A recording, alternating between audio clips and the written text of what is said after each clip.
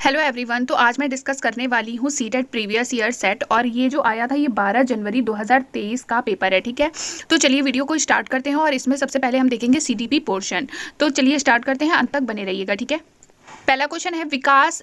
विकास क्या है? विकास एक अनिरंतर प्रक्रिया है, एक क्रमिक प्रक्रिया है। व्यक्तिगत कारकों से प्रभावित होता है लेकिन वातावरणीय कारकों से नहीं। वातावरणीय कारकों से प्रभावित होता है लेकिन व्यक्तिगत कारकों से नहीं।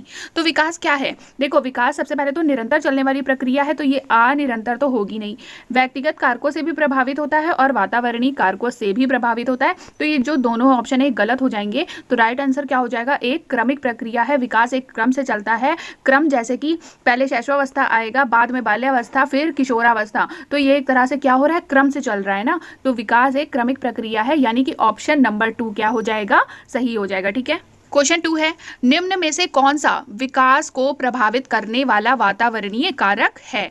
वंशाणु, आनुवांशिकता, परिपक्वता या विद्यालय?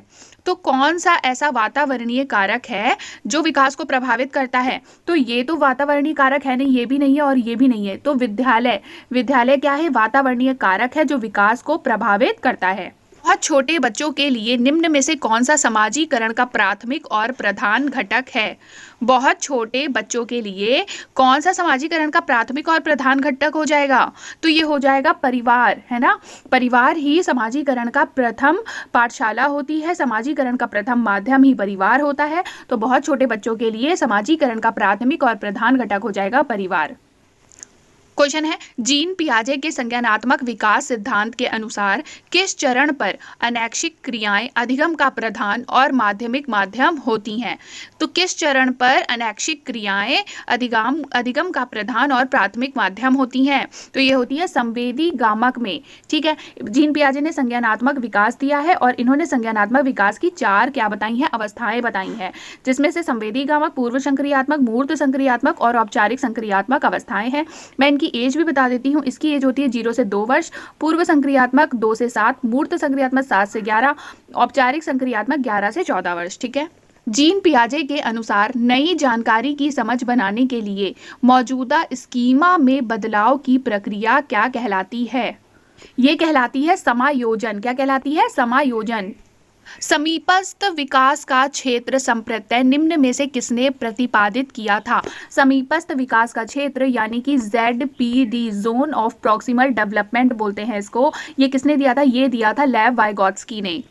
लेव वाइगोत्स्की ने विकास को डैश से डैश में बदलाव के रूप में परिकल्पित किया है। ठीक है, लेव वाइगोत्स्की ने, सबसे पहले आपको पता होना चाहिए कौन सा सिद्धांत दिया है, तो सामाजिक अधिगम का सिद्धांत दिया है लेव वाइगोत्स्की ने।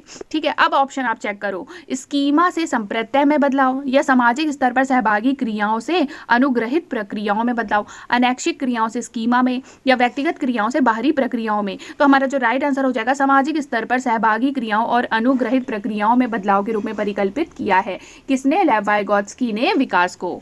लॉरेंस कोलबर्ग ने बच्चों और वयस्कों में नैतिक तर्क की व्याख्या करते हुए डैश चरणों का क्रम प्रतिपादित किया है। कितने चरणों का क्रम प्रतिपादित किया है? इन्होंने 6 चरणों का क्रम प्रतिपादित किया है। और आपको पता होना चाहिए कि लॉरेंस कोलबर्ग ने नैतिक विकास का सिद्धांत भी दिया है। ठीक है, संरचनावादी उपागम के अनुसार निम्न में से कौन से घटक को विद्यार्थियों में नहीं बढ़ाना चाहिए? किस घटक को विद्यार्थियों में नहीं बढ़ाना चाहिए? समस्या समाधान, निर्देशित खोज, सहयोगी अनुमान या कंठस्थ स्मरण? तो देखो, समस्या समाधान को तो बढ़ाना चाहिए, निर्देशित खोज को भी बढ़ावा देना चाहिए, सहयोगी अनुमान को भी बढ़ावा देना चाहिए, लेकिन कंठस्थ स्मरण एक निगेटिव वर्ड हो गया, तो इसको बढ़ावा नहीं देना चाहिए। तो मतलब कि ऑप्शन नंबर 4 क्या हो जाएगा? सही हो जाएगा। बुद्धि लब्धि परीक्षणों के संदर्भ में निम्न में से कौन सा कथन सही है? बुद्धि लब्धि परीक्षणों के संदर्भ में हमें बताना है कौन सा कथन सही है। वे बहुत व्यापक तरीके से बुद्धि को मापते हैं। बुद्धि लब्धि परीक्षणों में मापने की एक निश्चित प्रकार की क्या है? त्रुटि है। बुद्धि लब्धि परीक्षण किसी भी प्रकार के सांस्कृतिक पूर्वाग्रह से मुक्त हैं। बुद्धि लब्धि परीक्षण हमेशा अत्यधिक विश्वसनीय होते हैं। तो इसका राइट आंसर क्या हो जाएगा? वे बहुत व्यापक तरीके से बुद्धि को मापते हैं। तो ऑप्शन नंबर 1 क्या हो जाएगा? सही हो जाएगा। सिद्धांतवादी भाषा और विचार के मध्य संबंध की अवधारणात्मक समझ के बारे में मतभेद रखते हैं, जबकि जीन पियाजे का मानना है कि डैश डैश को प्रभावित करता है। लेव वाइगोत्स्की का सुझाव है कि डैश डैश को निर्देशित करता है। हमेशा से जीन पियाजे और वाइगोत्स्की के मध्य मतभेद चला आ रहा है, ठीक है। तो अब ये जानना है आप लोगों को कि जीन पियाजे क्या मानते हैं और वाइगोत्स्की क्या मानते हैं। तो देखो, जीन पियाजे ने बोला है कि संज्ञान भाषा को प्रभावित करती है और वाइगोत्स्की का मानना है कि भाषा विचार को प्रभावित करते हैं, ठीक है, भाषा विचार को निर्देशित करते हैं। तो ऑप्शन नंबर 1 क्या हो जाएगा, सही हो जाएगा। पाठ्य पुस्तकों में महिलाओं की तुलना में पुरुषों का अधिक प्रतिनिधित्व होना किसका उदाहरण है? जेंडर पूर्वाग्रह, जेंडर समता, जेंडर समानता या जेंडर निष्पक्षता। तो पाठ्य पुस्तकों में महिलाओं की तुलना में पुरुषों का अधिक प्रतिनिधित्व होना जेंडर पूर्वाग्रह का उदाहरण है। एक शिक्षक शिक्षिका को पढ़ाने के दौरान विद्यार्थियों के सीखने की गति पर ध्यान देना चाहिए। पढ़ाने के दौरान विद्यार्थियों की सीखने की गति को अनदेखा कर देना चाहिए, ये तो गलत हो जाएगा। केवल अच्छा निष्पादन करने वाले विद्यार्थियों की गति पर ध्यान देना चाहिए, ये भी गलत हो जाएगा। विद्यार्थियों के सीखने की गति में व्यक्तिगत विभिन्नताओं की अनदेखी करनी चाहिए, ये भी गलत है। हमारा ऑप्शन क्या है, पहला सही हो जाएगा। सीखने के उद्देश्य हेतु आकलन का उपयोग करने के लिए एक शिक्षक को चाहिए कि वह सत्र के अंत में परीक्षा का आयोजन करे, केवल मानकीकृत परीक्षणों का उपयोग करे, चल रही गतिविधि में बच्चे की भागीदारी के आधार पर आकलन करे, सभी के लिए अर्धवार्षिक परीक्षा अनिवार्य करे। तो आकलन का उपयोग करने के लिए शिक्षक को क्या करना चाहिए? सत्र के अंत में परीक्षा का आयोजन करें, ये गलत है। केवल मानकीकृत परीक्षण, ये भी गलत है। हमारा ऑप्शन 3 सही हो जाएगा। चल रही गतिविधि में बच्चे की भागीदारी के आधार पर आकलन करें, ठीक है। निम्नलिखित में से किसके द्वारा विद्यार्थियों में समालोचनात्मक चिंतन में बाधा पड़ने की संभावना है? विद्यार्थियों में समालोचनात्मक चिंतन में बाधा पड़ने की संभावना है, ये पूछा जा रहा है। तो ऑप्शंस देख लेते हैं। अनुरूपकों के प्रयोग को बढ़ावा देने से, ये तो सही है, मतलब ये आंसर नहीं होगा। खुले अंत वाले प्रश्न पूछने से, ये भी सही है। गहन चिंतन के लिए समय प्रदान करने में, ये भी सही है। रट कर याद करने को प्रोत्साहित करने पर, तो यही क्या होगा, हमारा राइट आंसर हो जाएगा, ठीक है। निम्न सामाजिक आर्थिक समूहों से संबंध रखने वाले विद्यार्थियों के सफल समावेशन हेतु कौन सी बात महत्वपूर्ण है? सामाजिक आर्थिक समूहों से संबंध रखने वाले विद्यार्थियों के सफल समावेशन हेतु बताना है आपको, ठीक है। तो मानकीकृत पाठ्यचर्या द्वारा शिक्षण, उनके सामाजिक सांस्कृतिक परिवेश की अनदेखी करना, ये तो होगा ही नहीं, ठीक है। पारस्परिकता के बोध का विकास करने वाली विद्यालय संस्कृति को समुन्नत करना, केवल प्रभुत्ववादी संस्कृतियों से प्रचलित प्रथाओं का क्रियान्वयन करना। तो हमारा ऑप्शन क्या, 3 सही हो जाएगा, ठीक है। गलत शब्द जोड़ना, शब्दों को अनियमित रूप से बदलना और छोड़ देना, वाक्यों में शब्दों के क्रम को इधर उधर कर देना, यह सभी किसके स्पष्ट संकेत हैं? तो यह सब क्या दर्शाता है? गलत शब्द जोड़ना, गलत शब्द बदल देना, छोड़ देना, शब्दों को छोड़ देना, बदल देना, ये क्या दर्शाता है? ये अधिगम अक्षमता दर्शाता है, ठीक है। अधिगम अक्षमता दर्शाता है ये। दृष्टिबाधित विद्यार्थियों के समावेशन को सफल बनाने के लिए निम्नलिखित में से कौन सा कारक एक बाधक बन सकता है? कौन सा कारक बाधक बन सकता है? इलेक्ट्रॉनिक रूप से अभिरूपित व्याख्यान टिप्पणियां, रिकॉर्ड किए गए श्रव्य व्याख्यान, चित्रात्मक सामग्रियों के स्पर्शनीय प्रतिमान या लिखित विवरण और आरेख। तो दृष्टिबाधित विद्यार्थियों के लिए बोला है, तो ये तो सही है, ये भी सही है, ये भी सही है। तो गलत क्या हो जाएगा, मतलब कि कौन सा बाधक बनेगा? तो लिखित विवरण और आरेख जो है वो बाधा बनेगा दृष्टिबाधित विद्यार्थियों के लिए, ठीक है। स्वलीनता ग्रसित विद्यार्थी विशिष्ट रूप से किस व्यवहार को प्रदर्शित करते हैं? तो स्वलीनता ग्रसित विद्यार्थी उत्कृष्ट मौखिक संप्रेषण कौशल, अति क्रियाशीलता, पुनरावृत्ति आचरण व्यवहार, सामाजिक अंतःक्रियाओं के लिए उत्साह। इसका राइट आंसर क्या हो जाएगा? किस व्यवहार को प्रदर्शित करते हैं? वो करते हैं अति क्रियाशीलता को, ठीक है। प्रतिभाशाली विद्यार्थियों के बारे में निम्नलिखित में से कौन सा सही है?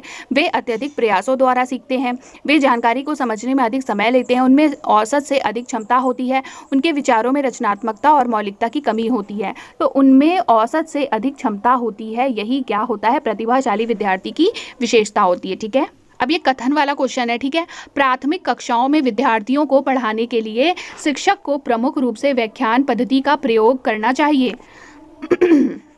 सीखने की प्रक्रिया सबसे ज़्यादा तब प्रभावी होती है जब वह निष्क्रिय श्रवण के माध्यम द्वारा की जाती है। तो पहली बात तो प्राथमिक कक्षा में व्याख्यान पद्धति से प्रयोग करके नहीं पढ़ाना चाहिए, और सीखने की प्रक्रिया तब ज़्यादा प्रभावी नहीं, निष्क्रिय श्रवण के माध्यम से प्रभावी थोड़ी ना होगी भाई, सक्रिय श्रवण के माध्यम से प्रभावी होगी। तो ये दोनों ही ऑप्शन क्या हो जाएंगे? गलत, मतलब कि ऑप्शन नंबर 4 सही हो जाएगा। वास्तविक दुनिया के संदर्भों में सीखने के लिए मस्तिष्क डैश है, इसलिए विद्यालयों को डैश अधिगम पर जोर देना चाहिए। वास्तविक दुनिया के संदर्भों से सीखने के लिए मस्तिष्क सक्षम तो सही है, असक्षम तो होगा नहीं, तो ऑप्शन 2 गलत हो जाएगा, 4th भी गलत हो जाएगा। मस्तिष्क सक्षम है इसलिए विद्यालयों को रचनात्मक अधिगम या पाठ्य पुस्तक आधारित तो होगा नहीं, ठीक है, रचनात्मक अधिगम पर जोर देना चाहिए, तो ऑप्शन नंबर 1 क्या हो जाएगा, सही हो जाएगा। ठीक है, बात किसका समर्थन करता है, शिक्षार्थियों द्वारा नए ज्ञान के सृजन का, शिक्षकों द्वारा नए ज्ञान की आस्वीकृति का, पहले से अर्जित ज्ञान के पुनरुत्थान का, रट कर याद किए गए ज्ञान के प्रदर्शन का। तो रचनावाद समर्थन करता है जब शिक्षार्थी नए ज्ञान का सृजन करते हैं, मतलब कि ऑप्शन नंबर 1 शिक्षार्थियों द्वारा नए ज्ञान के सृजन का। और क्वेश्चन है, कक्षा में सभी विद्यार्थियों को शामिल करने के लिए डैश विविध साधन प्रदान करना महत्वपूर्ण है। करने के लिए कौन से विविध साधन प्रदान करना महत्वपूर्ण है, तो संलग्नता के विविध साधन प्रदान करना महत्वपूर्ण है। ठीक है, एक समस्या से कई मध्यवर्ती उपलक्ष्यों में विभाजित करने की युक्ति और फिर प्रत्येक मध्यवर्ती उपलक्ष्य को हल करने के साधनों का पता लगाना क्या कहलाता है, क्या कहलाता है, ये कहलाता है अनुरूपात्मक चिंतन, मतलब कि ऑप्शन नंबर 2। 6 क्वेश्चन में भी कथन पूछा है। ठीक है, अध्यापकों को पढ़ाई जाने वाली अवधारणाओं के बारे में विद्यार्थियों के सहज सिद्धांतों के बारे में जानना चाहिए और उसी के आधार पर पाठ आगे बढ़ाना चाहिए, तो सही है। तर्क देख लेते हैं, विद्यार्थियों के सहज सिद्धांत एक प्रकार की वैकल्पिक अवधारणाएं हैं और आगे के अधिगम में बहुत मायने रखती हैं, ये भी सही है। अब हम ऑप्शन पढ़ेंगे, ए और आर दोनों सही है और आर ए की सही व्याख्या करता है, ये तो सही है ना, आर जो है वो ए की व्याख्या ही तो कर रहा है, ए और आर दोनों सही है लेकिन आर ए की सही व्याख्या नहीं करता, मतलब ये गलत है, ए सही है आर गलत है, ये भी गलत है, ए और आर दोनों गलत है, ये भी गलत है, तो ऑप्शन नंबर 1 क्या हो जाएगा, सही हो जाएगा। 27 क्वेश्चन है, विद्यालयों को ऐसी शिक्षण शास्त्रीय प्रविधियों को बढ़ावा देना चाहिए जो केवल सीखी गई सामग्री के पुनरुत्थान पर जोर ना दें। ठीक है, संवेग और संज्ञान एक दूसरे से पृथक हैं, तो इसका राइट आंसर क्या हो जाएगा। पहली बात तो ऑप्शन फिर से देखो, विद्यालयों को ऐसी शिक्षण शास्त्रीय प्रविधियों को बढ़ावा देना चाहिए जो केवल सीखी गई सामग्री के पुनरुत्थान पर जोर ना दें, ऐसा नहीं है, ये गलत हो जाएगा। संवेग और संज्ञान एक दूसरे से जुड़े हुए हैं, ना कि अलग अलग है, ये भी गलत हो जाएगा, तो हमारा ऑप्शन 4 सही हो जाएगा। ए और आर क्या है, दोनों गलत हैं। निम्नलिखित में से कौन सा आंतरिक अभिप्रेरणा का एक उदाहरण है, निम्नलिखित में से कौन सा आंतरिक अभिप्रेरणा का एक उदाहरण है। नगद पुरस्कार जीतने के लिए पढ़ाई करना, ये आंतरिक अभिप्रेरणा नहीं है। अपने साथियों की प्रशंसा पाने के लिए नृत्य का प्रदर्शन करना, ये भी नहीं है। प्रथम स्थान पर आने के लिए दौड़ प्रतियोगिता में भाग लेना, ये भी नहीं। जिज्ञासावश किसी विषय पर शोध करना, ये ही होती है आंतरिक अभिप्रेरणा, मतलब कि ऑप्शन नंबर 4। ठीक है, निम्नलिखित में से कौन से कारक सीखने की प्रक्रिया को प्रभावित करते हैं।